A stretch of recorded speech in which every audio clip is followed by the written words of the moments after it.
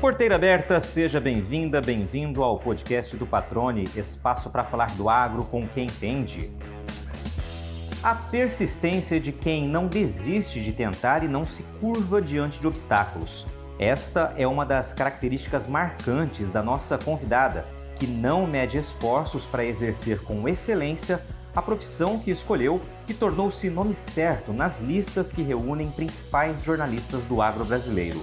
Natural de Santa Fé do Sul, no interior do estado de São Paulo, a Vera Ondey foi a primeira mulher na história da revista Quatro Rodas a fazer os tradicionais testes de veículos que levavam ao leitor as impressões práticas sobre lançamentos do mercado.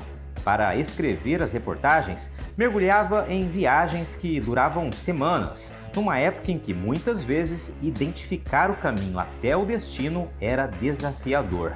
A mudança de foco para o campo decorreu de um objetivo que carregava desde os tempos da universidade: fazer jornalismo de função social, escrevendo sobre tudo relacionado direta ou indiretamente à produção de alimentos. Entre uma reportagem e outra, acumulou conhecimento sobre a realidade do setor, conquistando acesso inclusive a produtores rurais que não gostavam de dar entrevistas. Um exemplo foi a reportagem que conseguiu fazer em uma propriedade rural após insistir no pedido por nada menos que 2 anos e meio. No bate-papo, a Vera relembra outros trechos e histórias da carreira de pouco mais de 3 décadas no agrojornalismo. Reforça a importância da comunicação assertiva para o agronegócio e destaca o papel da Rede Brasil de Jornalistas Agro, que atualmente reúne cerca de 100 profissionais com o objetivo de valorizar e fortalecer o jornalismo agropecuário em todas as regiões do país, além de estimular o relacionamento com colegas internacionais. Vera Ondey, que satisfação recebê-la aqui no podcast do Patrone.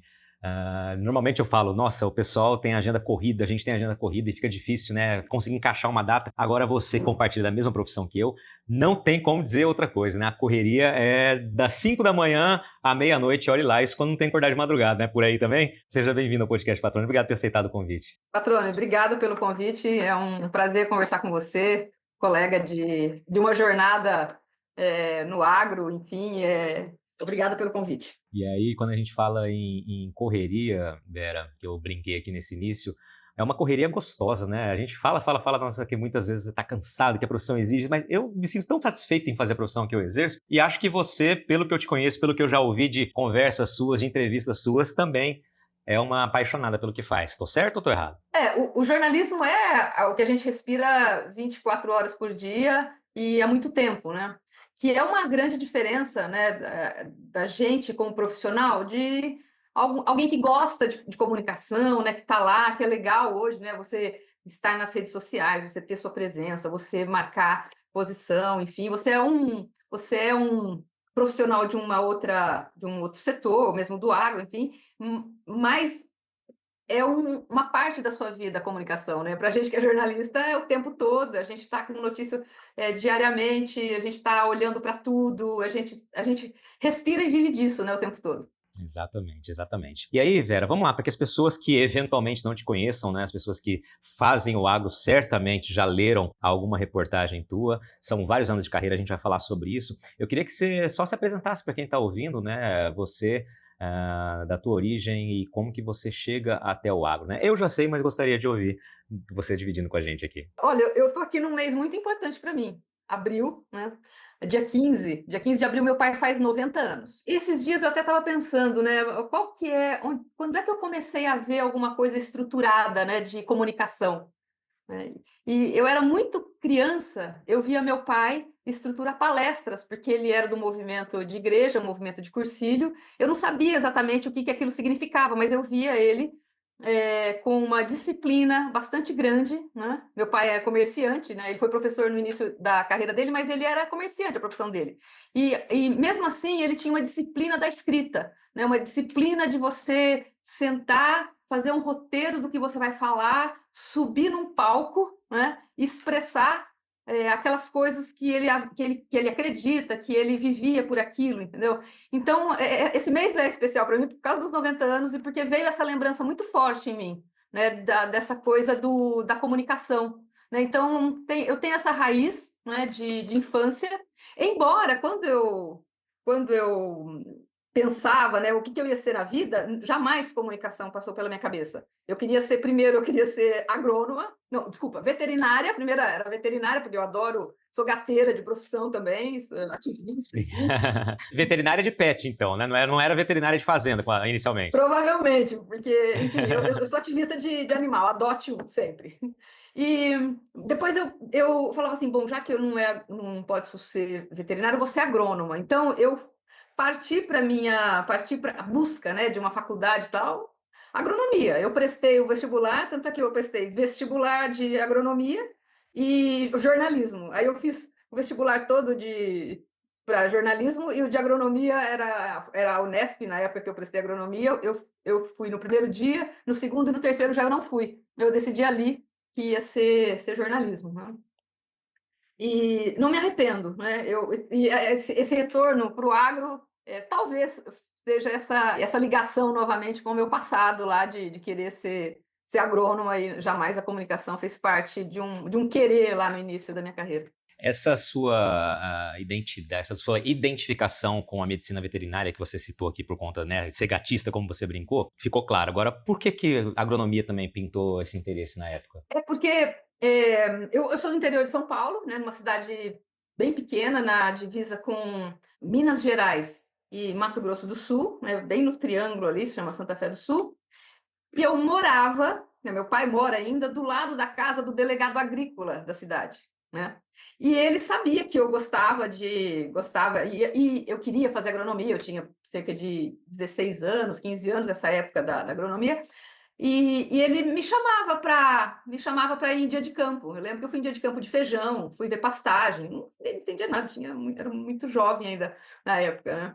Mas eu gostava daquilo. E isso me marcou muito, né? Eu comecei minha carreira muito longe disso. Eu comecei minha carreira na quatro rodas, né? Eu fui a primeira mulher a fazer testes para trabalhar na quatro rodas, enfim, aquelas viagens gigantescas. A viagem mais curta que eu fiz pelo Brasil foram 18 dias, a mais longa, 36 dias na estrada, sempre sozinha, né? Então, existia um treinamento para você lidar com a solidão. Você não tinha rede social na época, né? Você lidar com a solidão da profissão, né? Você não podia se identificar, enfim. E eu fui muito formada na escola Abril de jornalismo. Checar, checar, checar e checar novamente, né? Então, essa bagagem de procurar sempre pela notícia sempre foi uma coisa presente, né? Quando eu saí do jornalismo de turismo, né, eu pensava em algo que tivesse uma função social. Eu queria fazer jornalismo que tivesse função social. E na época, isso lá nos anos 90, que eu trabalhei na Quatro Rodas, depois muitas mulheres foram para Quatro Rodas, isso é maravilhoso. Na época, tirar férias, né? Hoje muito ligado à saúde mental, a você dar um respiro, né? A gente começou essa conversa falando da correria, né? Como a gente corre hoje atrás do tempo o tempo todo, e parece que às vezes parece que a gente não fez nada e a gente está sempre correndo, né? Então, na época que eu fazia jornalismo de turismo, isso não era uma preocupação, a saúde mental, né? Você se reconectar com você, com a sua família, com o lazer, né? Você esvaziar o cérebro, né? Então, eu não via o jornalismo de turismo como ele é hoje. Talvez se eu visse, talvez eu nem estaria no agro hoje, mas na época eu pensava, bom, vou fazer um jornalismo que tenha impacto social, né? Que tenha uma função social. E, para mim, produzir comida, produzir alimento, né? É um impacto social gigante. Eu falei, eu vou escrever sobre isso. Na palavra agro, agribusiness, enfim, era uma coisa começando. Enfim, era falar do campo, falar principalmente das pessoas do campo, né? E aí eu pus meu nome no sindicato dos jornalistas, comecei a fazer um jornalzinho, né? Que era cotação de boi, né? As empresas de cotação não existiam ainda, chamava Informe Boi. e pegava preço nos frigoríficos, preço de boi nos frigoríficos. Eu comecei ali. Mas isso você fazia de maneira independente? Não, não, era uma distribuidora de carne em São Paulo que tinha esse informativo, né? Aí chegou nessa empresa uma revista, eu nem sabia que existia, uma revista, DBO, olhei o expediente, vou lá falar com o dono disso aqui. Cheguei lá, né, com o Demétrio, né, que é o dono da DBO, né, e da revista DBO, um marco na pecuária, enfim, chamava de Bíblia, né, a Bíblia da pecuária. E eu cheguei lá e falei, olha, eu vim para trabalhar aqui. E ele ria muitas vezes, porque muitas vezes ele contou essa história, porque ele pegou meu currículo e só tinha coisa de turismo, né? Tinha lá viagem para Jericoacoara, né? 10 dias andando desbravando o litoral do Nordeste, enfim.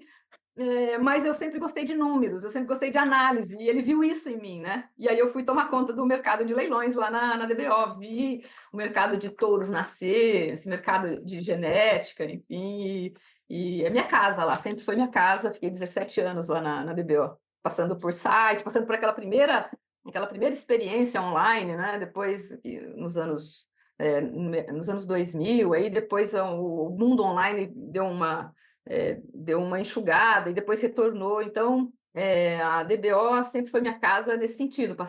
Aprendi muita coisa lá de impresso, muita coisa de online, depois indo para a TV, enfim, um aprendizado. Que bacana, Vera. E aí, uma curiosidade aqui particular, né? Do tempo de 4 rodas, você ficou quanto tempo lá? Eu fiquei 4 anos na Quatro Rodas. 4 anos. E aí viajava de 18 a 36 dias, como você disse, né? O menor tempo de viagem foram 18 dias e 36 aí o maior. Me fala aí uma curiosidade, algo que você não deixa, não esquece jamais aí de uma dessas aventuras aí pra época. A gente nunca fazia nenhuma pergunta, né? Era um jornalismo, tipo, eu não podia perguntar para ninguém, ou checar numa revista, ou checar. Eu sempre tinha que ir nos locais, né? Porque a gente falava, a gente pode errar para o consumidor de notícias da Quatro Rodas não errar a hora que for nos lugares, né? Então, vamos errar para que as pessoas não errem. E eu estava indo de Fortaleza para Jericoacoara e estou lá lendo o roteiro, né? Bom, entro nessa estrada, depois entro nessa estrada, depois entro nessa estrada, né? Enfim, eu cheguei numa cidade, em vez de eu pegar uma direita, eles não falavam nada, vai em frente, porque tinha erros ali do que era asfaltado e não. Eu peguei a estrada, era uma estrada cheia de vala, cheia, eu olhava, não, tô certa, tô certa, tô certa. E ando. Bom, o carro que eu estava pegou uma pedra, eu fiquei parada no meio do nada, não sabia onde eu estava, e fui parar perto de uma cidade, nem sei se ela tem o mesmo nome hoje. Eu conheci Raiz Feia, né? E foi por causa eu lembro que eu tinha visto um cara a cavalo, assim, 1 quilômetro antes, aí falei, vou voltar, porque para frente eu não sei o que tem. E, bom, foi uma aventura, porque eu deveria chegar em Jericoacoara num dia, eu fui chegar 2 dias depois. E aí, as pessoas que são aí das gerações mais novas, né? A Vera falou, eu tava lendo o roteiro. Gente, não tinha Waze, não tinha nada, não era fácil, né, Vera? Tinha que... Os mapinhas... Eu me recordo muito dos guias, né, rodoviários que existiam ali. A própria Quatro Rodas tinha esse itinerário, mostrava o itinerário. Era mapa. E tinha alguém que tinha que passar por isso, né? E tinha alguém que tinha que passar por isso pra ver se rolava mesmo ou não. Era mapa, mas sabe que tem eu acho assim, tem o seu lado lúdico, né? Porque, por exemplo, eu lembro quando eu viajava, inclusive fora da profissão, eu sempre fui de conversar muito, né? Uma vez eu estava viajando, eu e minha irmã no Nordeste, eu vi um senhor perto de uma ponte, um rio seco, eu desci e fui lá conversar com ele, né? Uma história maravilhosa, né? E aí, com o Waze agora, e outros aplicativos, você nunca está perdida, né? Você jamais está perdida, embora você não saiba onde você esteja. Você não sabe por onde você está passando, mas perdida você nunca está, porque você vai chegar no lugar. Muito bem. E aí, a tua entrada na DBO, a gente está falando início dos anos 90, é isso? Isso, eu entrei na DBO em 94. 94. E foi mais o jornalzinho lá, o informativo, você fez durante quanto tempo? O teu primeiro contato, entre aspas, aí com o agro mesmo, com essa experiência aí? Eu fiz pouco tempo, acho que não deu um ano, não deu um ano. Enfim, e nesse meio tempo eu entrei na Quatro Rodas, fiquei 2 anos, eu saí, morei fora do país, fiquei 2 anos e voltei para mais 2 anos. Quando eu voltei para mais 2 anos, eles queriam me contratar novamente. E nessa época, quando eu voltei da Europa, eu fiquei 2 anos lá, nessa época eu já pensava nessa mudança, né, de setor de jornalismo. Então eu falei, não, eu fico aqui, tal, vou fazer o que for preciso, enfim. Eu fiz uma época que era que chama Guia Viajar Bem e Barato, muito legal, era um projeto deles lá, saindo dos clássicos, né, das viagens clássicas. Já era um momento em que existia ali no cenário algo que, olha, as viagens elas podem ser também prazerosas, elas podem ser tranquilas e elas podem ter uma roteirização baseada em informação também para quem viaja com pouca grana, né? Legal. Então, teu início ali como jornalismo agro oficialmente seria foi em 94, então, com a DBO. Isso, É isso que você exatamente. considera aí na tua jornada. A gente está falando de 3 décadas, 31 anos aí. Olha, eu ponho um marco ali, mas fica meio nebuloso, porque, embora eu tenha voltado para 4 rodas, quando eu voltei, eu comecei a procurar, né? Assim, eu acho que a primeira coisa que eu fiz mesmo de, de agro foi uma matéria para uma revista que chamava Dirigente Rural. Eu falei, vou escrever alguma coisa, né? Aí eu pesquisei, existia um negócio de tal de estação de monta, que eu não sabia o que que era. Eu falei, mas eu vou escrever sobre isso. Aí propus a pauta, vamos falar sobre estação de monta. Aí eu fui estudar o que que era, tal. Acho que foi a primeira grande reportagem minha, foi sobre estação de monta, que até há uns anos eu encontrei o pessoal da CFM, né? E o pessoal lembrou dessa matéria, o pessoal da velha guarda lá, e saiu uma matéria sobre estação de monta com a ajuda dos editores lá da Dirigente Rural, enfim. E acho que na minha memória assim, foi a primeira coisa. Que bacana, que bacana. E a gente está falando de 3 décadas aí de dedicação à comunicação agro e, evidentemente, mudou muito, né? O jeito de se comunicar, a essência continua a mesma, mas o jeito de se comunicar mudou muito nesse período. Você disse que foi a primeira mulher a fazer teste, né, para 4 rodas. Quando você entra para a DBO, começa a fazer jornalismo agro, qual era o cenário para as mulheres nas redações do agro? Existiam? Muito pouco, muito poucas. Dava para contar no dedo, talvez, de uma das mãos, quantas mulheres existiam no jornalismo. Hoje eu consigo ver esse cenário, porque as suas percepções hoje são diferentes por causa do movimento das mulheres em todos os setores da economia, mas na época a gente não percebia isso. Por exemplo, quando eu comecei a fazer jornalismo agro, eu estudava muito, muito, muito, muito. Todas as pautas que eu ia fazer, eu estudava. E até hoje, é uma das coisas que eu mais gosto de fazer é reportagem que eu não sei nada, porque é uma oportunidade de eu estudar aquele assunto. Então, assim, quanto menos eu sei, mais eu gosto de fazer. Né? Então, é uma coisa que eu trago dessa época, mas era hoje é um prazer absoluto. Naquela época era uma necessidade e uma angústia. Então eu estudava muito, né? Porque eu sabia que eu ia enfrentar um mundo onde existia apenas homens. Raramente você via uma mulher trabalhando numa fazenda. E eu lembro que eu cheguei, né? Eu falei assim, não, eu preciso ser a especialista. Aí eu prestei vestibular para fazer zootecnia, porque daí eu ia conhecer um animal de fio a pavio, né?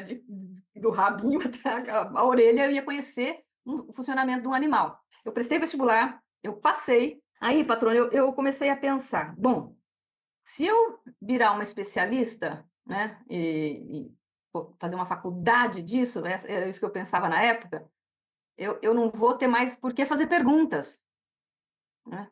E eu falei assim: bom, aí eu vou ter as minhas verdades, porque eu vou fazer zootecnia, eu vou saber tudo, por que eu vou perguntar? Então eu falei: não, não posso fazer. Eu não posso, porque a essência do jornalismo é você perguntar. Perguntar, perguntar, perguntar de novo, né? E se você não fizer isso, você não tem a reportagem, né? Então eu sempre falo, eu gosto muito de formar pessoas, eu sempre gostei disso, e eu sempre falo para as pessoas que eu estou mentorando: olha, não tenha vergonha de perguntar.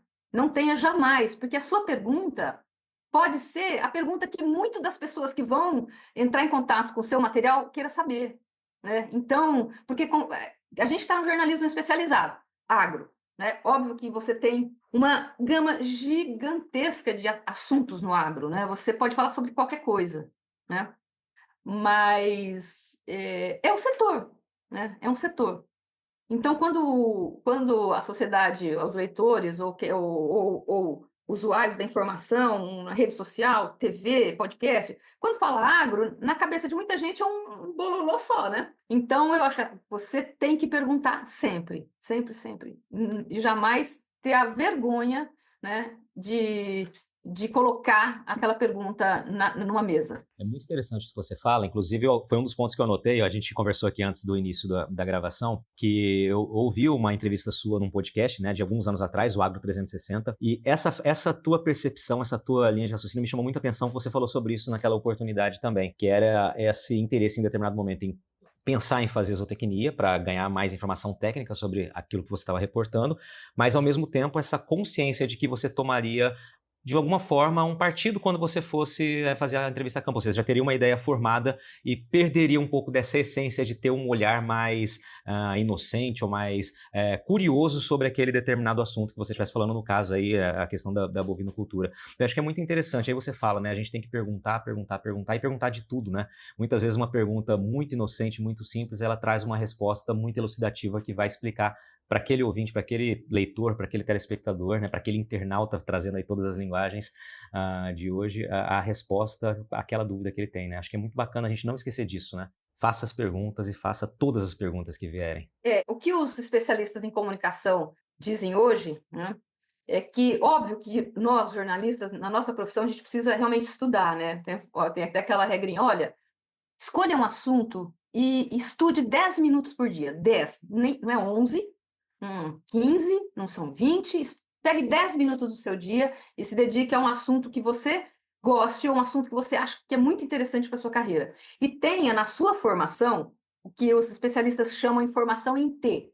Em T, ou seja, aquela barra de cima do T é onde você vai ser um jornalista com uma bagagem diversificada. Ou seja, você está ali apto a conversar ou a começar a perguntas, a começar um projeto com um determinado conhecimento, né? Um conhecimento geral lá no T, né? Mas aquela onde desce na letra em profundidade, naquela parte da letra que desce em profundidade que forma o T, ali você é o especialista, ali você é o cara daquele determinado recorte que você escolheu. Entendeu? Então, se você quer se especializar, um jornalista de agro que quer ser um cara em irrigação, tá lá, o mercado vai saber que aquele cara é o cara da irrigação. Você quer falar sobre mercado do Centro-Oeste? Pô, eu sei tudo de mercado do Centro-Oeste, ou eu sei tudo de mercado de borracha, entendeu? Aí você começa a ser a referência, né? Você começa a ser a pessoa que eu digo o seguinte, que ela quase, esse especialista, ele quase se aproxima do professor, né? Porque embora ele não tenha, aí depois tem muita gente que vai fazer pós-graduação, MBA e tal, e nessa linha do aprofundamento do T. Embora o jornalista não tenha esse papel, mas na verdade você começa a quase virar um professor naquele tema, você quase faz catequese, né? Porque o professor lá está para catequizar, né? Passar o seu conhecimento em profundidade. Então, eu acho que uma das coisas que eu acho muito interessante na nossa profissão hoje é realmente você focar, você colocar atenção na sua formação profissional. Como é que você está se formando e como é que você está se tornando um generalista em T e um grande especialista em T. Ou seja, tenha isso na memória, porque nem é uma receita aí dos grandes estudiosos em formação de pessoas. Excelente, excelente, muito bom, né? E aí você trouxe o exemplo de ser especialista em determinado, né? Escolher uma editoria, né? E você citou várias aí do agro, né? Ou seja, dentro de uma editoria você tem várias outras possibilidades de especialização, de tornar-se ali uma referência, como a palavra que você usou, porque a comunicação é muito ampla e o setor que a gente escolheu para trabalhar, ou que fomos escolhidos por ele, né, realmente ele é extremamente amplo, né, e cabe muito aí essa verticalização, a barra vertical do T aí para a gente se aprofundar cada vez mais. 2025 é um ano especial para um grande parceiro aqui do podcast, a AgroSol Sementes, que celebra com alegria 25 safras de história, dedicação e crescimento junto ao agronegócio brasileiro. Oferecer as melhores soluções em sementes, sempre com foco em qualidade, credibilidade e inovação, é um compromisso da Agrosol. O time da Agrosol está próximo aos produtores rurais, entendendo as necessidades do campo e construindo parcerias duradouras em busca dos melhores resultados e contribuindo para a sustentabilidade da agricultura. Colaboradores e parceiros da Agrosol estão empenhados em trazer ao mercado as cultivares mais produtivas, sementes prontas com tratamentos industriais que geram comodidade e segurança ao produtor. É um cuidado e um comprometimento que se traduzem em resultados satisfatórios para o campo e em confiança dos clientes. Agrosol, 25 safras com as melhores sementes para o sucesso de quem produz. E aí um ponto, Vera, que eu sei que você tem muito e a tua carreira mostra isso, e eu sinto muitas vezes falta, não da nova geração, mas falta de profissionais, falta nos profissionais, muitos dos que a gente conhece ou convive, a perspicácia de saber ouvir. Você percebe que muitas vezes ainda faltam jornalistas que são capazes realmente de ouvir o que a fonte está dizendo? Eu me refiro muitas vezes, quando falam sobre esse tema, a Cremilda Medina. Eu me recordo que um professor meu na faculdade, Jorge Juim, falava muito sobre isso. Leiam a Cremilda Medina, ela tinha tem um livro que é desse tamanhozinho, fininho, Entrevista, um Diálogo Possível. E ele sempre batia nessa tecla, né?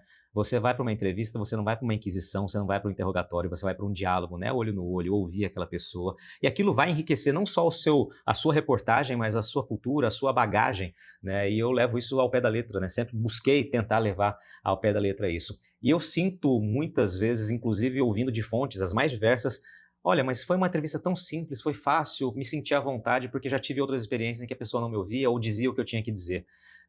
Você percebe isso também no dia a dia, que existe realmente essa carência de pessoas que estejam capazes de ouvir, ainda mais, estejam dispostas a ouvir, ainda mais num momento de tanta correria, de tanta turbulência, de tanta informação instantânea o tempo todo? É uma resposta difícil, porque hoje você tem o jornalismo, a gente está conversando aqui sobre o passado, né? Sobre o que foi, enfim, estou contando aqui a minha história, mas você tem um grande desafio de futuro, né? Você tem um grande desafio para onde o jornalismo vai, né? A essência do jornalismo é escutar, né? Eu sempre falo assim, olha, o conhecimento do jornalista é vasto como o mar, né? Mas o conhecimento chega até a canela, né? A gente remetendo à barra do T lá. Então, eu acho que uma boa entrevista é onde você já sai com alguns pontos a ser levantado com a fonte. Talvez por falta de tempo, talvez por falta de formação mesmo, o jornalista saia sem essa preparação. Reportagem precisa ser preparada, você tem que ter uma pré-pauta, né? Embora, chegando na conversa, possa surgir essa... Eu já fiz capa de revista de uma frase que eu peguei no meio de uma entrevista. Não era, e se tornou, né? Então você tem que estar atento ao modus operandi de como é você fazer uma reportagem. Você tem que se preparar. Eu não acredito em coisas boas sem essa pré-preparação. E você tem que estar disposta a ouvir. E o que eu acho mais legal nas reportagens, numa matéria, quando eu leio, né? Eu acho que você, além da conversa com a fonte, você também procurar informações que embasam o que aquela fonte está falando, entendeu? Então, se eu estou falando sobre integração lavoura-pecuária, né? A fonte me diz me dá alguma informação ou me dá algum cenário, né? Para quem está do lado de lá, também é importante falar, olha, essa fonte falou alguma coisa, e a Embrapa está dizendo realmente que essa é a informação correta. Ok, então o cenário é esse. O que eu vejo, né, que acontece muito, é que você faz uma reportagem e ela fica apenas declaratória, né? Então, a gente precisa tomar cuidado, né, para ela não ser apenas declaratória.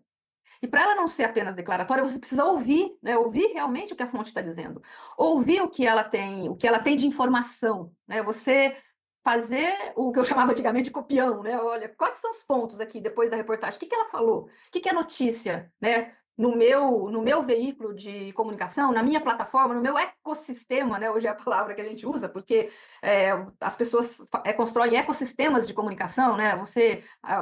Tanto as empresas quanto os jornalistas que estão com projetos independentes, hoje tem ecossistemas, né? Ele está em vários locais, né? Então, quando eu levar isso para o meu público, que isso fique transparente, que eu ouvi a pessoa e que eu pesquei daquilo ali uma informação que faz sentido. E aqui eu queria fazer uma comparação do que era o que eu fazia de jornalismo antigamente e o que eu faço, né? Quando estava na DBO, e depois eu fiquei 10 anos na Dinheiro Rural e eu estou há 4 na Forbes. A mudança, né, dos parâmetros do que você tem que fazer muda muito, inclusive no volume de informação que você despeja no seu leitor, no seu ouvinte, na televisão é diferente porque sempre teve um tempo mais fechado, né? Mas antigamente era normal eu escrever uma matéria de 25 mil caracteres, 30 mil caracteres. Aí uma matéria de 6 mil era coisa corrente, 7 mil, assim, era, né? Hoje, não tem como você fazer isso. Você não vai conseguir prender uma pessoa lendo 2 horas do seu texto. Você não vai conseguir fazer um podcast de 3 horas, a menos que você avise o seu público, fala, olha, eu vou fazer um podcast de 3 horas, olha, nós vamos dividir esse podcast em 5 áreas, você pode ouvir tal área a partir de tal momento, se você está interessada nisso, você dá as coordenadas para que ele tenha ali você tem uma estrutura que ele possa navegar como ele quiser, como se fosse ali o jogo da amarelinha do grande escritor, bom, eu esqueci, mas enfim, é um livro que você pode ler de trás para frente, de frente para trás, enfim, e se você dá essa dica, né, você dá essa opção, né, para o seu consumidor de conteúdo, né? Então, as coisas hoje precisam ser mais compactas, né? Então, você vai fazer uma entrevista com uma pessoa, você vai ficar 2 horas com ela, a vontade é de fazer uma reportagem, de escrever, ou de ficar lá 10 mil toques, ninguém vai ler, né? Então, você hoje, eu acho que o jornalista hoje, uma das virtudes e um dos treinamentos mais interessantes que tem hoje, tanto para a velha guarda que escrevia, ganhava por metro escrito, né? Ou da nova geração de jornalistas, é você ter um poder de síntese, mas ao mesmo tempo você, naquele espaço que você determinou para o seu público, você consiga passar as informações que faça diferença na vida dele, né? Porque hoje o mundo produz mais conteúdo do que é capaz de consumir. Hoje, nas últimas décadas, hoje. Então, o principal, quando você está com o seu consumidor de conteúdo, é ele não te descartar. Olha, esse aqui, tchau. Se ele não te descarta, se ele coloca você nas possibilidades, né, olha, ou vê seu conteúdo ali na hora, ou deixa para depois, isso já é uma vitória. Né? Ele não te descartou. Então, hoje, o importante é você não ser descartado dos interesses do seu público. É isso, não ser descartado. Eu li algo esses dias, né? Se a gente falando, por exemplo, de inteligência artificial. A OpenAI tem, até hoje, o ChatGPT 4. E o 5 está atrasado. A versão 5 do ChatGPT hoje já deveria ter sido apresentada. Por que ela não foi ainda? Porque eles já usaram todo o conteúdo que eles tinham listado até o 4 e eles não conseguem ir em frente com o 5 por falta de conteúdo. Né? Ou seja, conteúdo hoje é rei. Né? Agora, qual conteúdo faz sentido para as pessoas, né, para o público que aprecia o trabalho do jornalista Luiz Patroni, que aprecia o trabalho do jornalista da Folha, que aprecia o trabalho do jornalista da Globo Rural, que aprecia o trabalho do jornalista do Canal Rural, enfim, qual que é o conteúdo que eu faço o meu nome em qualquer ecossistema que eu esteja, né? Porque a pessoa vai atrás daquilo que ela gosta, né? Excelente, excelente. Aí você trouxe uma resposta muito profunda, né? Você falou, é difícil responder isso porque realmente precisa fazer essa contextualização, essa comparação e essa realidade que a gente vivencia hoje, né? A essência permanece, evidentemente, mas ainda existe hoje o desafio, né, de você ser cada vez mais sucinto na informação que você leva, né? E que ela faça sentido de fato, não esquecer nunca do público, né? O emissor, o receptor, né, precisam estar linkados aí. Ô Vera, deixa eu só aproveitar esse momento aí rapidamente de passado presente, né?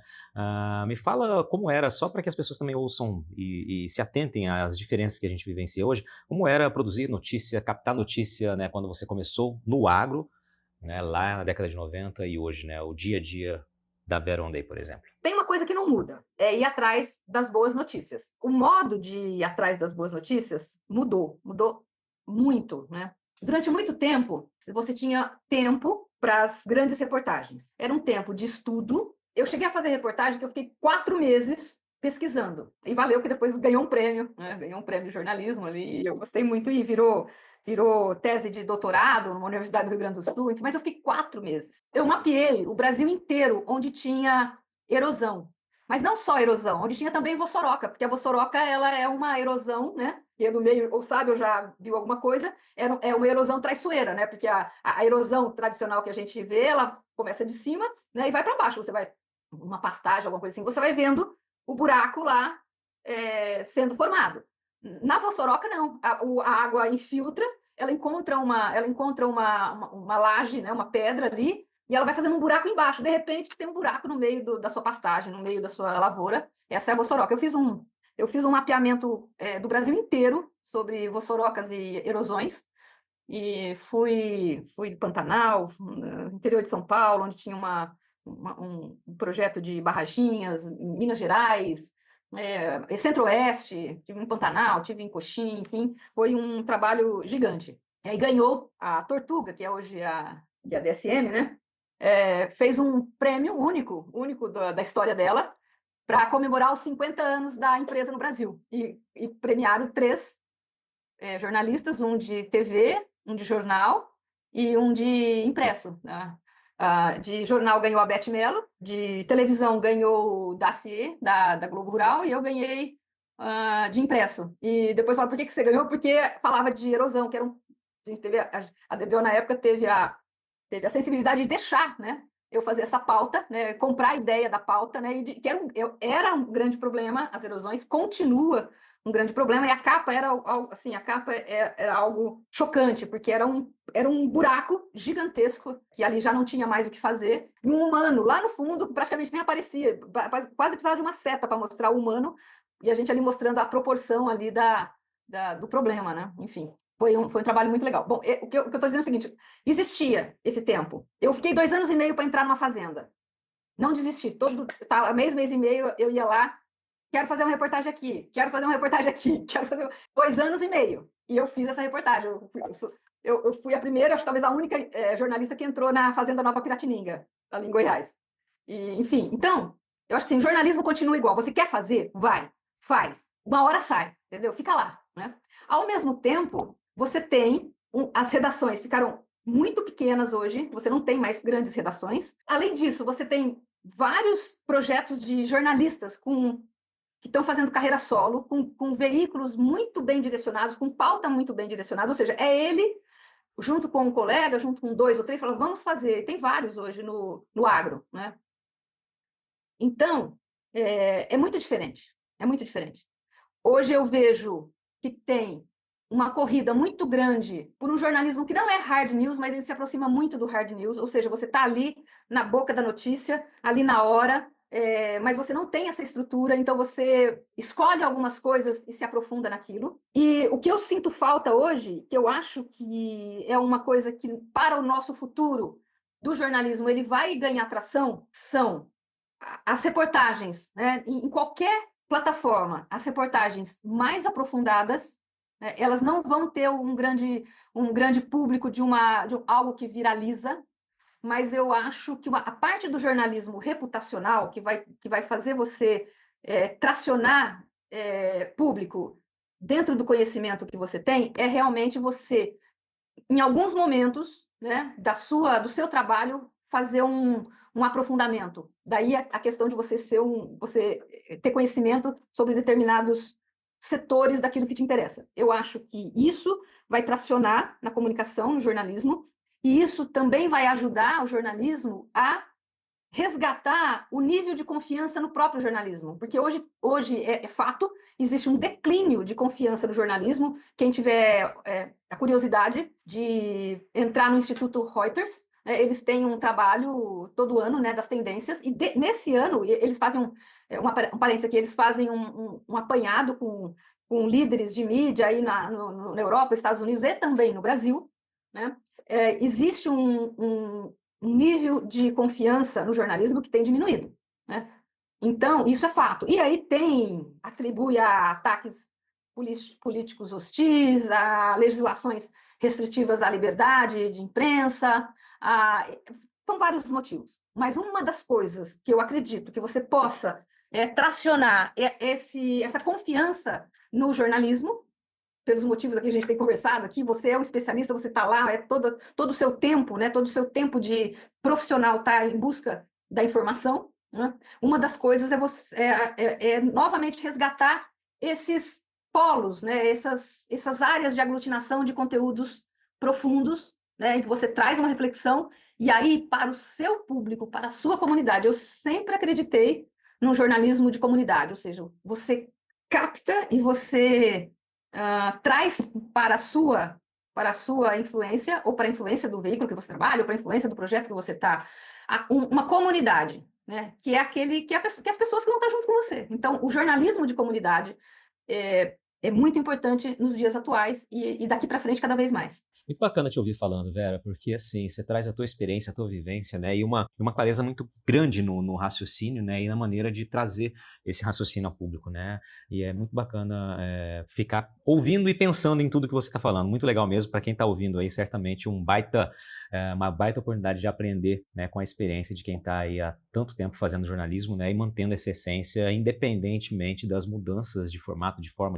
e de tudo mais que a gente tem comentado aqui. Vamos falar um pouquinho de agro também? Antes da gente falar da Rede Agrojor, né? A gente tem que trazer um pouco desse trabalho tão bacana da Rede Agrojor, mas eu vou deixar mais adiante. Eu queria que você falasse um pouquinho de agro, né? Você falou da função social e falou, né? Produzir comida, né? É uma grande função social.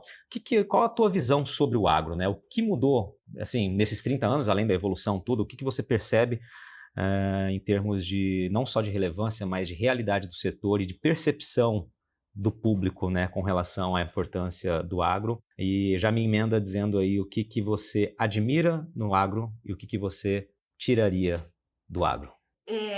Uma vez eu fui fazer uma reportagem numa fazenda gigantesca de um grupo muito grande, eles ainda estão no agro, né? E eu cheguei nessa fazenda, a gente foi passar o gado nos vários pastos, né? A gente estava fazendo uma matéria sobre a influência e os ganhos de genética quando você quando você coloca o pasto rotacionado no seu estado da arte. Ou seja, você tem um pasto rotacionado no estado da arte, que genética você precisa colocar ali, né? E a gente estava passando, então, de pasto em pasto, né? Tinha um senhor, né, com seus 60 anos, por ali, né? Que a gente estava na caminhonete, todo mundo muito devagar, conversando ali, ele com o cavalo, ele mais 3 ou 4 peões com o cavalo. E foi a primeira vez que eu vi um PX sendo usado na fazenda. PX, para as novas gerações, é um radinho, né? Que ele funciona ali num espaço, uma antena, um espaço pequeno, e as pessoas podem se comunicar ali de um para o outro radinho. Tem uma central na fazenda. Foi a primeira vez que eu vi isso, né? Chegou na hora do almoço, eu não consegui não ir conversar com esse senhor, né? A gente estava na área ali, aí eles chegaram, tal, o pessoal do campo chegou, falou, vamos embora, porque dá muita coisa para ver ainda, né? Aí eu cheguei perto dele e falei, escuta, eu sei, né, que nas fazendas o trabalho cada um tem a sua tarefa, cada um sai, cada um faz o seu dia, né? E eu tô vendo que o senhor tem um PX na cintura, né? Isso, basicamente, as pessoas vão saber, né? O gerente vai saber onde é que você está fazendo, pode chamar a qualquer hora, tal. Isso não muda muito o dia a dia do senhor? Não é um negócio assim meio sufocante ter que ficar dando satisfação a qualquer momento? Ele olhou para mim e falou assim, olha, tudo que é melhor eu gosto. E assim, eu peguei para minha vida isso, né? Então, é uma lição que eu trago do agro. Tudo que é melhor eu gosto. O que a gente vê no agro é que as melhorias foram sendo implantadas, né? As melhorias de tecnologia, né? E a tecnologia ajudou a impulsionar. Eu fui em fazenda que um produtor tinha anotado numa caderneta o rebanho dele, assim, de fio a pavio, mas ele não tinha programa para girar aqueles números. Então, aqueles números davam uma ideia do que ele podia fazer, mas não davam uma direção. Então, a implementação de tecnologia no agro, realmente, em termos históricos, ela não é lenta, porque o agro é assim, ele sai depois, mas ele acelera muito na tecnologia, né? O agro é um setor, de modo geral, conservador nas suas adoções, porque e faz sentido isso, porque trabalha com uma indústria a céu aberto, né? Os riscos são grandes, então ser conservador protege o produtor de muitos erros ou de muitos escorregões, né? Mas quando ele começa a adotar a tecnologia, ele corre mais que outros setores da economia. Então, o que eu vejo, o que eu admiro é isso. Ele é um adotante de tecnologia quando faz sentido no negócio dele. E isso, a gente daqui do lado de cá da cerca precisa entender isso, né? E quanto mais a gente mostra A tecnologia, implantar tecnologia é caro, por isso você vai lá nos grandes produtores, nos caras que são mais disruptivos, talvez nem seja tão grande, mas ele está antenado, ele vai, implanta. Mostrar essas histórias, né? Você desce, né? Você ajuda o setor a espraiar tecnologia para os produtores que têm menos áreas. A agricultura familiar, ótimo, quanto mais tecnificada, quanto mais tecnologia um agricultor da agricultura familiar tiver para implantar em 3 hectares, 4 hectares, mais ele vai produzir, mais ele vai ser eficiente. Então, essa parte, para mim, é o que eu mais admiro. E a tecnologia tem coisas, por exemplo, que tá no início. Eu fico imaginando o que vai ser a edição gênica daqui 10 anos, 15 anos. Né? Para mim, uma grande revolução a edição gênica. Ela é uma tecnologia que tem um impacto social muito positivo, né? Porque você não tem, a edição gênica não vai mexer do ponto de vista de um discurso purista, não vai mexer no gene, não vai fazer introdução nenhuma. Né? Então, a edição gênica, para mim, vai recontar a história do agro, tanto da área vegetal quanto da área animal. Ela vai recontar. Uma coisa que eu tiraria. Olha, pode ser que eu comece a receber algumas bordoadas por Vai causa ganhar disso. haters aí. Porque assim, se você for pegar o discurso, quando é que a sociedade começa a olhar para o agro? Ela começa a olhar para o agro nos anos 90. Né? Para mim, um corte temporal é a Eco 92. Até ali, o agro estava, mas não estava, mas ali a sociedade foi chamada para discutir o agro.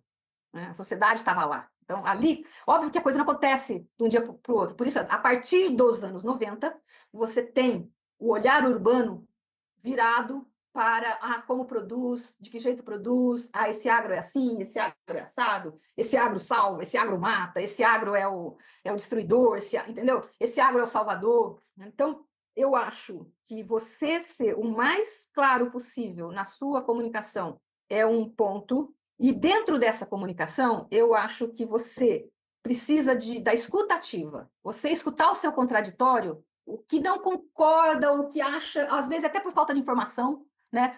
Escutar o contraditório é fundamental. Mudar o tom da escuta do agro. E óbvio que não é para você ficar lá, o setor não tem que ficar lá apanhando, né? Mas ele tem que falar, olha, nós somos assim, sim, sabe? Aconteceu lá, sim, 10, 30 anos, 40, sim, mas não é mais esse. Nós não somos mais assim. O agro hoje é isso. Qual que é a leitura da paisagem atual? E quais que são as remissões que o agro está fazendo hoje? Tem muita gente recompondo as suas áreas de floresta, suas APPs. Tem muita gente recompondo o seu sistema. Olha, não sou totalmente regenerativo, mas tenho algumas práticas, entendeu? Então, isso a sociedade quer saber e cada vez mais, cada vez mais. E não basta, a gente está falando de tecnologia, então não basta só, eu sou assim. Eu tenho que mostrar de alguma maneira que eu sou assim. Eu tenho que, olha, eu tenho dados aqui para te dizer que eu sou assim. Né? E isso, a gente falou de catequese, isso é uma catequese. Isso é informar com informação embasada e baseada. Ou seja, você está lá. Né? Talvez o que você fale hoje não tenha ressonância imediata, mas você vai formando o seu repertório. E o que pode me bater é o seguinte: no Brasil, o agro tem muito discurso de bater em ONGs. ONG, para o agro, é um assunto quase proibitivo, né? Bom, vamos fazer ONGs de agro. O setor precisa das suas ONGs. Os Estados Unidos têm 1,5 milhão de ONGs. ONG nada mais é do que sociedade civil organizada. Né? Então, vamos organizar o agro nas suas várias ONGs que lhe cabe como defesa de um sistema, de um modo de criar, de um modo de plantar, de um modo de cuidar da floresta, de um modo tem tanta coisa legal no agro, sabe? Como você faz as mentorias em fazendas, né? Como é que você trata muita fazenda hoje com programas de mentoria, pode até não ter esse nome, né? De formação profissional, porque uma das coisas que o agro mais precisa hoje é de formar o seu próprio profissional. Não estamos falando de tecnologias aqui, elas cada vez mais vão precisar, embora elas sejam cada vez mais amigáveis, mais responsivas, as tecnologias exigem um profissional diferente. Por que a gente não tem uma ONG sobre os trabalhos nas fazendas e que congregue tudo isso? Por que a gente não tem a gente não, desculpa, o setor, né? Nós somos jornalistas, eu vou lá cobrir o assunto. Vou lá cobrir sobre as ONGs do agro. Quero fazer uma reportagem em 10 anos, quero fazer uma reportagem sobre as ONGs do agro. Coloco aqui esse desafio. No coração do Vale do Guaporé, o município de Pontes e Lacerda desponta como um polo agropecuário em plena expansão. Com rebanho bovino de peso e milhares de hectares destinados ao cultivo de grãos, a região mostra que tradição e inovação caminham juntas. É a força do campo em movimento, onde quem produz cresce com tecnologia e quem investe prospera com oportunidades. E é neste solo fértil que a Oeste Rural Show consolidou-se como a maior feira de negócios agro do Vale do Guaporé, movimentando mais de 720 milhões de reais nas 4 primeiras edições. Com o agro conectado ao digital, à sustentabilidade e às novas oportunidades, a 5ª edição da feira prepara-se para ser mais uma vez uma grande vitrine de negócios para o setor. E você não pode perder. De 27 a 30 de maio, no Parque de Exposições de Pontes e Lacerda, Oeste Rural Show 2025. Realização: Sindicato Rural de Pontes e Lacerda. Você está ouvindo o podcast do Patrone. Agroinformação com quem entende. Deixa eu só pontuar aqui algo que você também trouxe naquele bate-papo que eu mencionei no podcast que você participou, algo que eu acho legal você falar brevemente, tá? Você trouxe uma leitura muito legal. Eu quero trazer só esse ponto aqui que você citou ali. Comunicação no agro, nessa entrevista que eu mencionei. Comunicação no agro, ela não pode ser apenas contra-ataque. Bom, isso é uma discussão já antiga, que já tem história no agro, né? Porque o agro, em geral, ele é reativo.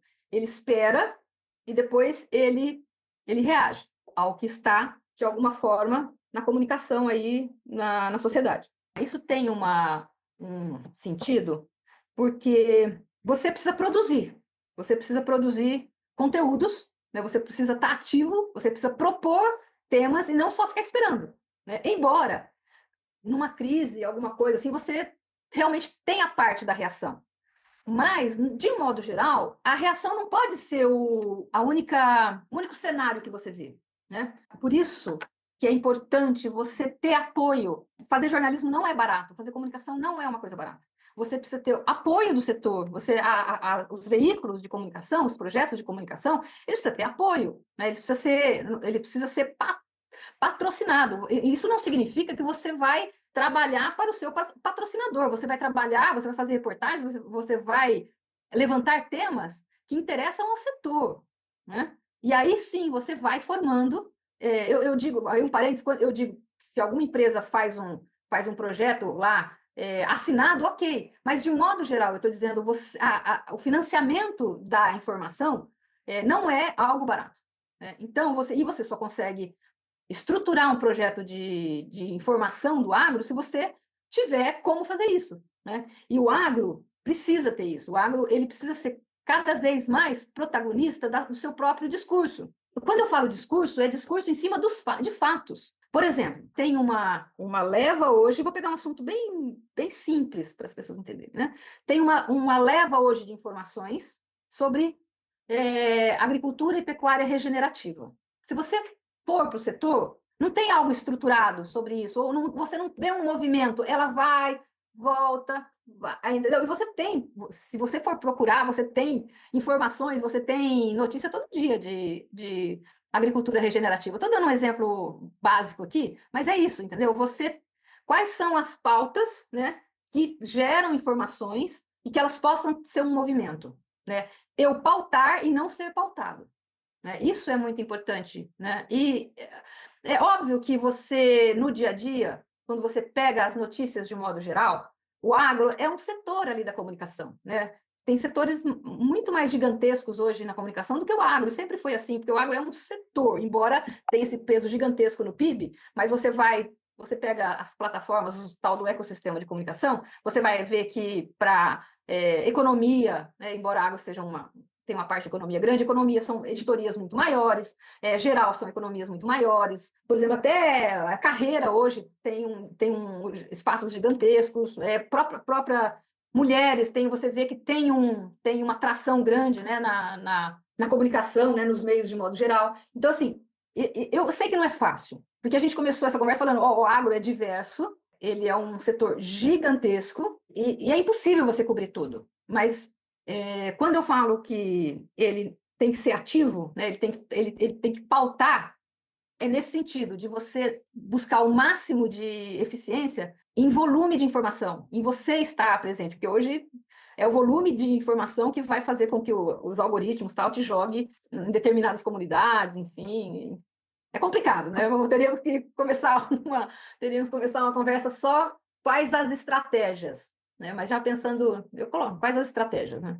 Para você propor mais do que reagir. Eu concordo com você, viu, velho? Eu acho que a questão de você ser apenas, não apenas, tá? Mas a grande maioria das vezes reativo é toda vez que você tá reagindo a algo é porque você já tá tendo que se explicar de alguma forma, mesmo que seja para comprovar que você tá agindo, né? Como a gente vê, com iniciativas corretas, com soluções, enfim, com todas as mudanças que a gente acompanhou na evolução do agro brasileiro, né? Mas você tá reagindo, né? Então você tá perdendo já um tempo, né? Seria como se fosse uma batalha, entre aspas, você já tá atrás. Eu concordo plenamente com você. Essa proatividade e ser protagonista, como você usou, até anotei, né? Ser protagonista dessa própria história, né? Das suas próprias ações, da sua própria realidade, isso é fundamental, né? Com todo o volume de informação possível, né? Para que isso realmente possa ser cada vez menos contestado, né? Acho que é por aí. Vera, a gente avançou bastante aqui porque a conversa tá boa, isso foi deixando, eu vou fazendo pergunta, você vai respondendo e a gente passa o dia aqui, né? Mas vamos lá. Vamos falar da Rede Agrojor, né? Que nos orgulha tanto, né? E você, evidentemente, do grupo que criou todo esse ambiente, né, para a construção, né, dessa rede, né, Rede Brasil de Jornalistas Agro. Me fala um pouquinho da Rede Agrojor para você, né, e já faz o convite aí, né, do porquê que é importante as pessoas estarem também juntas nesse projeto tão bacana. Olha, esse assunto que eu gosto muito.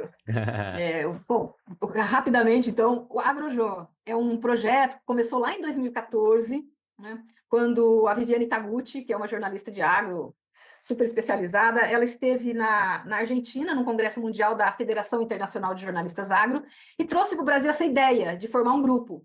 Até 2019, esse grupo ficou informalmente constituído no Facebook. Era um grupo ali de jornalistas, houve alguns encontros, né, em feiras e tal, até que em 2019 veio uma missão, né, de jornalistas do mundo inteiro para o Brasil. Eles vieram aqui conhecer o agro brasileiro e, sabendo desse grupo do Facebook, quis nos conhecer, né, conhecer quem era esse pessoal. E a gente se reuniu em São Paulo, né, para receber esses jornalistas. Tinha gente da Dinamarca, Estados Unidos, Canadá, Noruega, Argentina, vários países.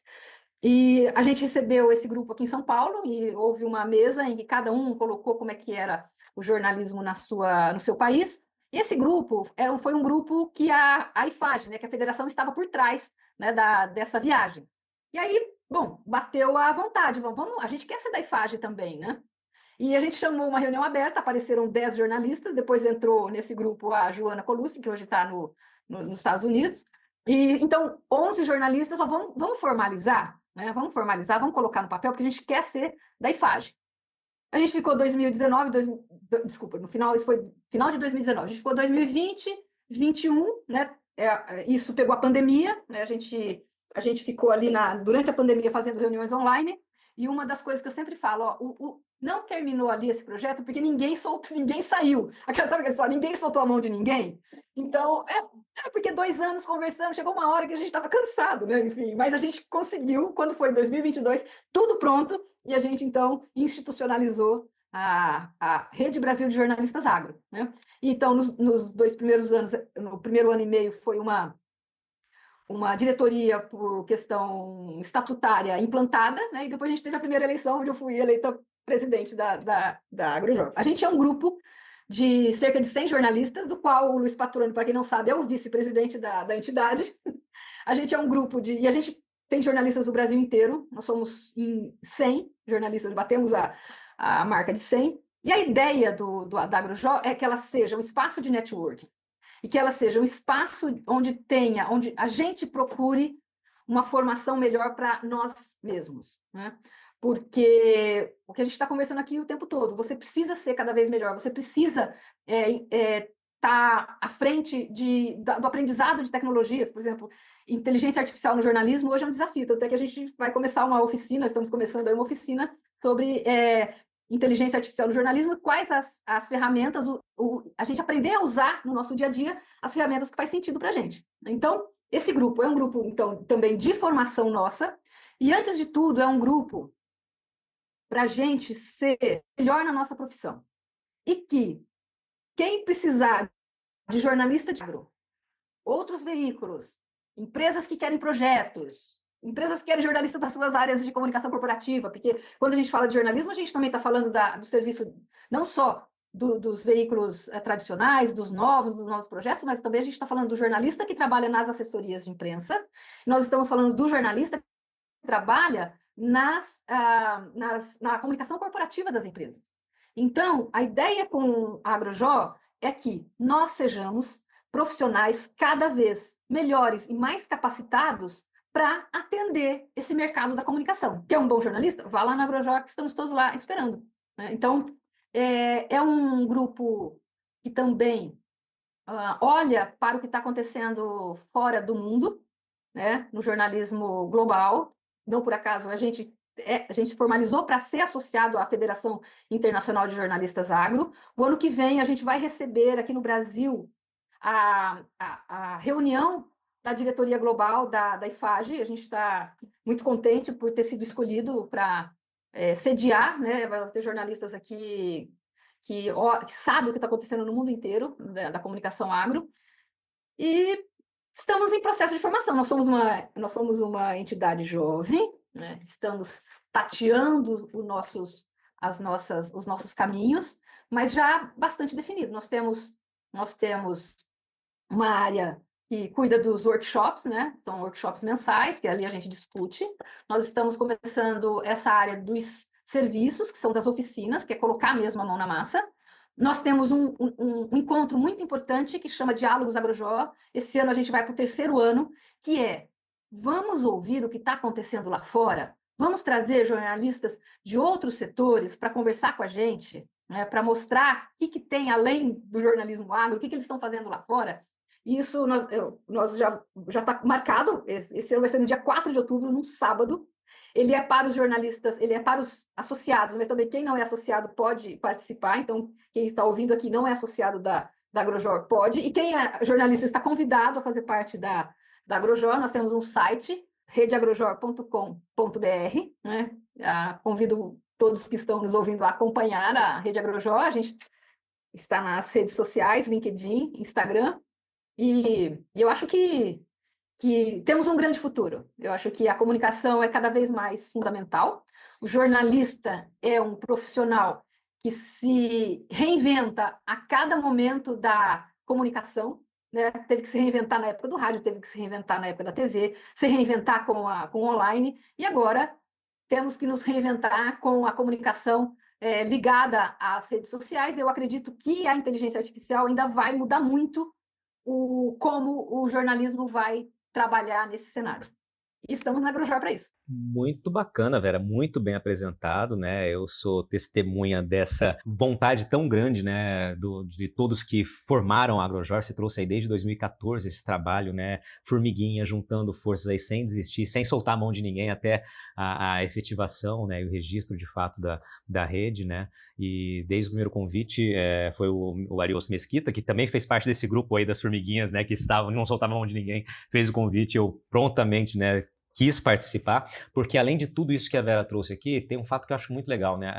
Esse espaço para network, para a gente entender o que está acontecendo em todas as regiões do país, né? A gente faz jornalismo agro em todas as regiões do país e muitas vezes quem está mais distante, né, do eixo Rio, São Paulo, Brasília, acaba ficando isolado, entre aspas, aí. Então é um ambiente também para que a gente possa trocar ideia, para que a gente possa fortalecer o jornalismo regional também, o agrojornalismo regional, com todo o apoio, toda a expertise, né, todas as experiências que a gente troca ao longo dessas conversas, desses workshops, desse grupo de WhatsApp e especialmente, né, dos eventos como Diálogos, que são sensacionais, né? Eu estive ano passado em São Paulo acompanhando, foi um dia excelente, muito legal, de muito aprendizado, de muito olhar, né, justamente do de fora, do quem não está fazendo agro, né, de que maneira a gente pode trazer as boas experiências para o nosso setor também.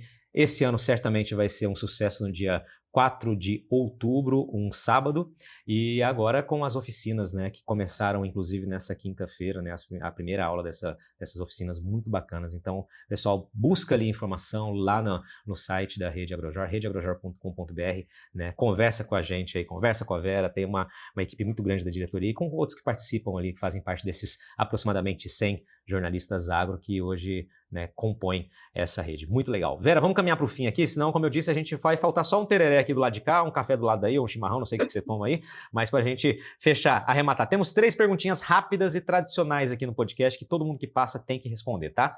Vamos lá. A primeira pergunta é o seguinte, essa é mais difícil para nós que somos jornalistas. Vera, qual a pergunta que você gostaria de ter que responder um dia? Nossa, essa pergunta é uma pergunta de milhão. Olha, eu gostaria de responder a pergunta: valeu a pena? Se fosse feita hoje essa pergunta, valeu a pena para você até agora? Eu acho que sim. A vida da gente é uma escolha constante, né? Às vezes você não faz a melhor escolha. Tem escolha errada, não tem problema.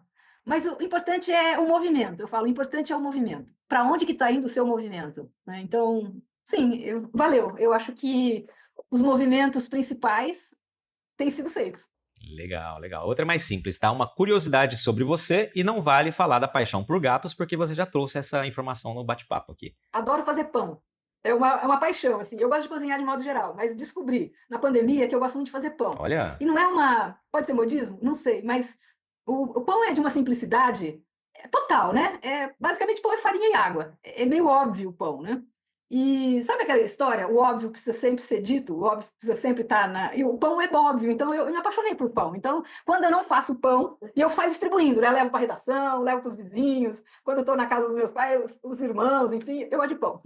É minha paixão, fazer pão. bom, se tá distribuindo, o pessoal tá gostando, é porque tá bom, é bom. Você sabe que uma vez eu fui fazer um pão, né, faz um bom tempo aí, não tinha nem minha filha ainda, senão eu passaria uma vergonha maior ainda, mas eu fui tentar fazer um pão, acho que foi 2010, 2011, tava já morando aqui em Cuiabá, e peguei a receita e fui fazer, né, e vem aquela história de marinha de primeira viagem, você vai lá e não bate a massa como deveria bater, né, não sova a massa. Eu falei, não, tá bom, tá bonita a massa, tá legal, eu esqueci do porquê que, né, depois eu fui entender porque que era preciso bater a massa, porque que tinha que realmente, né, sovar bem ali aquela massa, o pão ficou uma pedra, né, a hora que saiu do forno, ele tava quentinho, deu pra cortar, depois que ele esfriou, caiu no chão, quase trincou o piso. E olha que tá mais fácil fazer pão, porque os produtores do Brasil estão fazendo um trigo cada vez melhor, cada vez mais adequado para várias receitas. E hoje, assim, eu já comprei, agora eu confesso, já comprei muita farinha importada. E hoje eu falo, não precisa mais não, você consegue farinhas muito boas de produção nacional. E olha aí, o agro do Brasil se superando. Temos trigo de muita boa qualidade. Exatamente, o trigo, né, não só no sul do país tradicional, mas o trigo também rompendo aqui o centro-oeste, né, com as novas tecnologias, então isso é muito bacana, muito legal mesmo. Vera, para a gente encerrar, as pessoas quiserem conversar, ouvir mais, saber mais de você, te procura onde? Tá lá na Forbes, né? Onde tá a Forbes tá online, evidentemente, né? Me fala como as pessoas te acessam aí, rede social. Bom, na Forbes a gente tem a missão aí de vamos falar para fora do agro, né? Foi por isso que eu fui para lá, uma plataforma bastante acessada por gente que não é do agro, e nós temos a plataforma, é a única em 41 países, o Brasil é o único que tem agro na sua editoria, né? Dos 41 países onde tem Forbes. Eu tô no Instagram e LinkedIn e confesso que eu sou às vezes meio relapsa, porque tem época que eu fico muito ativa e depois tem época que eu saio. Enfim, na verdade, eu fiz um negócio ano passado, do ano passado para esse, que eu estava muito acelerada nas redes, eu falei, não, vou ficar 90 dias sem postar. Óbvio que eu ia lá, dei umas escorregadas, mas cumpri, fiz um detox online de 90 dias. Óbvio que foi na passagem do ano, não comprometeu o serviço, mas sair das redes eu acho importante estar lá, eu acho que é um local que é gostoso, eu sigo bastante gente, sigo bastante jornalista e gosto muito de alguns conteúdos que estão nas redes, elas são fundamentais hoje. E adoro podcast, tá? Minha agenda de sábado. Em geral, todo sábado de manhã, toda parte da manhã, eu tô ligada em podcast de vários formatos e jeitos e temas. Aí na Rede Agrojó, né? Óbvio, estamos lá na Rede Agrojó, acessem o site, acessem nossas redes sociais também, LinkedIn, Instagram e o site.